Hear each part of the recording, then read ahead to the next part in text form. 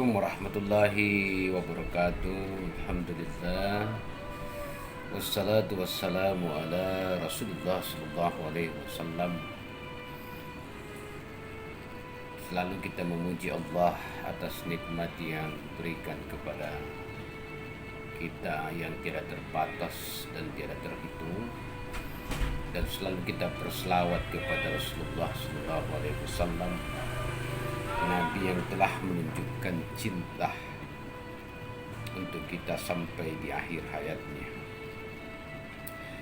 Pada kesempatan ini saya ingin berbicara tentang halal bihalal. Kaidah halal bihalal sebenarnya dalam kaidah syariat itu tentu tidak ada. Bahkan istilah halal bihalal itu hanya ada di Indonesia.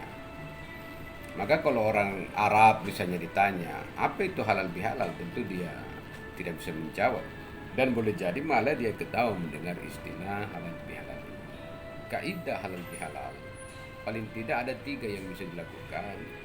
Yang pertama adalah majelis zikir, berkumpul kita bersama untuk bermajelis.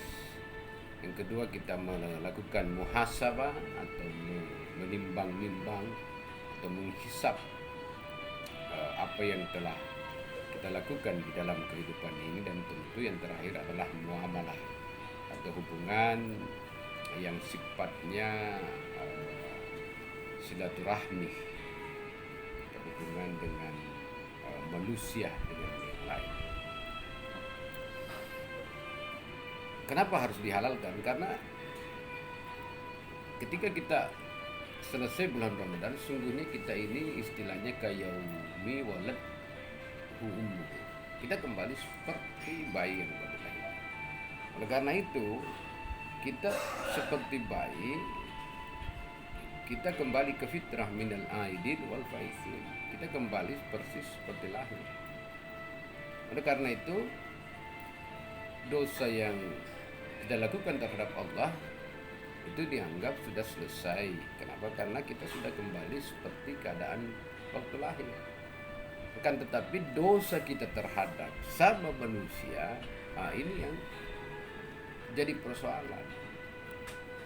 Sehingga kita perlu saling memaafkan, menyambung silaturahmi, membina kekerabatan dan upaya-upaya yang sama dengan itu. Nah, bicara soal halal bihalal, konteks halal bihalal ini, bagaimana sih sejarahnya sehingga halal bihalal ini tiba-tiba ada? Jadi dulu waktu tahun sekitar 48, bangsa kita ini banyak ditempa persoalan disintegrasi bangsa, perpecahan di dalam tubuh bangsa sendiri. Katakanlah pemberontakan PKI, kemudian pemberontakan DITI, atau berbagai macam upaya-upaya makar untuk meruntuhkan negara ini.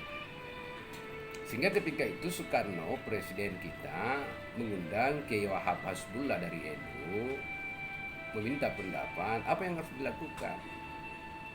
Nah, waktu itu Soekarno, Ustaz Kiai Wahab mengatakan ini perlu ada silaturahim atau silaturahmi.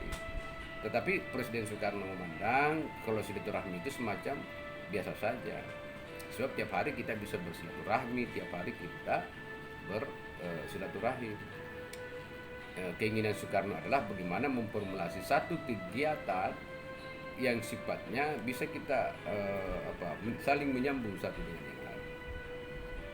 Maka Ustaz Kiai Wahab mengatakan halal bihalal, dan ketika itu Soekarno menerima dan menganggap nama itu tepat, tanpa harus memperdebatkan makna halal bihalal. Jadi menghalalkan yang halal gitu, jadi menghalalkan yang haram.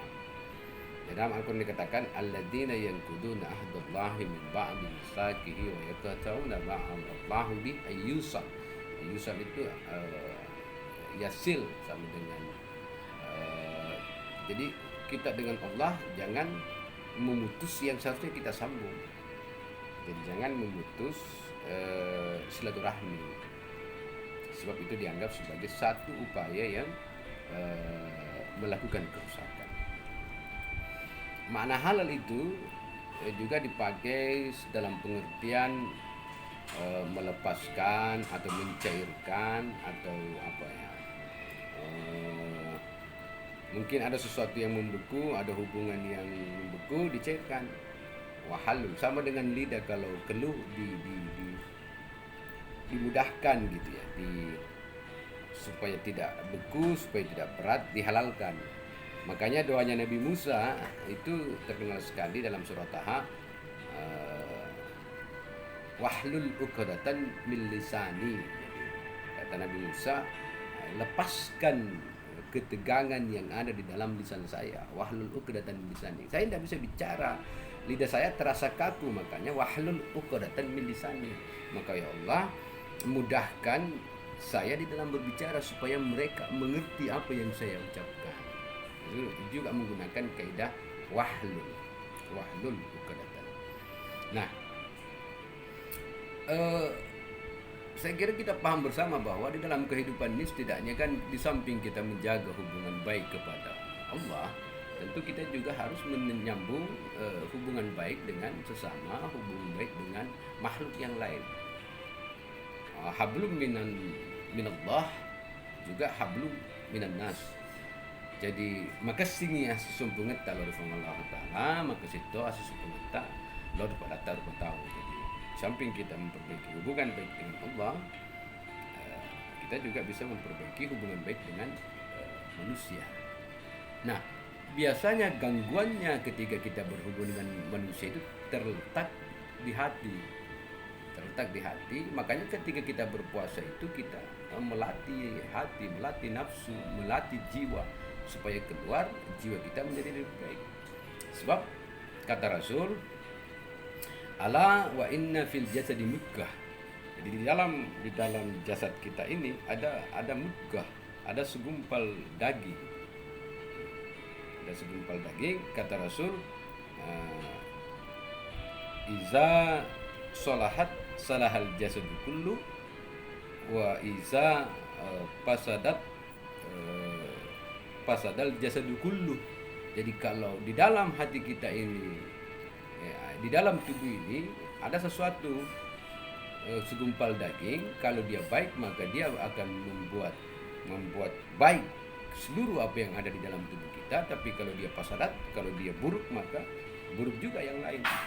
Ala wahiyal qalb, itulah kata Rasul yang disebut dengan qalbu atau hati. Makanya hati itu yang senantiasa harus dijaga. Kalau kata Abdullah Bikin Nasyar, saya kira kita semua tahu lagunya, jagalah hati jangan kau kotori, jagalah hati lentera hidup ini. Sebab hati itu menjadi lentera, menjadi penentu apakah kita akan baik atau tidak. Nah, yang rusak ini adalah banyaknya penyakit hati. Misalnya kalau dalam kaidah orang Bugis bilang seriati, tanriati, seke, noa, bilala, seraka, itu semua adalah penyakit hati, terutama seperti iri hati, dengki. Kenapa dengki itu? Karena Rasul bilang al-hasad itu, dengki, ta'kulul hasanati. Jadi dia memakan kebaikan. Jadi dengki itu memakan kebaikan. Ma ta'kulu an-nar hatab, seperti kayu bakar memakan api, memakan kayu bakar. Itu makanya kita perlu senantiasa memperbaiki hubungan kita. Kenapa? La yu'minu ahadukum, tidak beriman di antara kalian hatta sampai yuhibbu akhihi, dia mencintai saudaranya, ma yuhibbu li nafsi, seperti dia mencintai diri sendiri. Jadi kalau kita sudah sampai pada satu fase mencintai orang lain seperti kita mencintai diri sendiri, maka aplikasinya kita sudah sanggup dalam satu makam yang disebut dengan al-birrah. Dalam Al-Quran, dalam surah Al-Imran ayat 92 dikatakan, lan tanalul birra hatta tunfikuna mimma tuhibbun. Maka tidaklah sampai pada satu makam albir seseorang kecuali kalau dia sudah memberikan sesuatu yang dicintai. Jadi apa yang dicintai itu yang diberikan kepada orang lain. Nah, ini semua bisa terwujud di dalam kehidupan kita manakala kita tentu memperbaiki hubungan yang disebut dengan hubungan silaturahmi. Saya kira pernah selalu kita dengar hadis tentang siapa yang ingin panjang umurnya, dilapangkan rezekinya, maka perbaiki hubungan silaturahmi. Kenapa? Karena sesungguhnya kekerabatan atau hubungan silaturahmi itu kata Rasul itu ada di ars. Hubungan kekerabatan atau silaturahmi itu bukan, kata Rasul, bukan bagaimana kita membalas kebaikan, tetapi justru terletak di mana ketika orang menzalimi atau menghina kita masih bisa melakukan kebaikan. Itulah hakikatnya silaturahmi. Dengan begitu insya Allah Pemasihna Allah Ta'ala akan datang, kita hidup dalam keadaan rahmah, dia musibah Allah Ta'ala. Pada akhirnya insya Allah hubungan kita dengan manusia bagus, hubungan kita dengan Allah bagus, maka akan memudahkan turunnya rahmah. Jadi turunnya rahmah akan membuat kehidupan kita lebih tenang, lebih sejuk, sehingga insya Allah kita nanti pada saat akhir kehidupan berakhir dalam keadaan husnul khatimah, kembali dalam keadaan rahmat Allah. Disambut kita nanti insya Allah ketika berada di hari kiamat dalam satu ucapan oleh Allah Azza wa Jalla, ya ayyatuhan nafsul mutmainnah irji'i ila rabbiki radiyatan mardiyah wadkhuli fi ibadi wadkhuli jannati. Itulah kira-kira ringkasan tentang makna-makna silaturahmi, makna halal bihalal. Semoga memberikan manfaat dan memaafkan segala kekurangan. Billahi fi sabilil haq. Wassalamualaikum warahmatullahi wabarakatuh.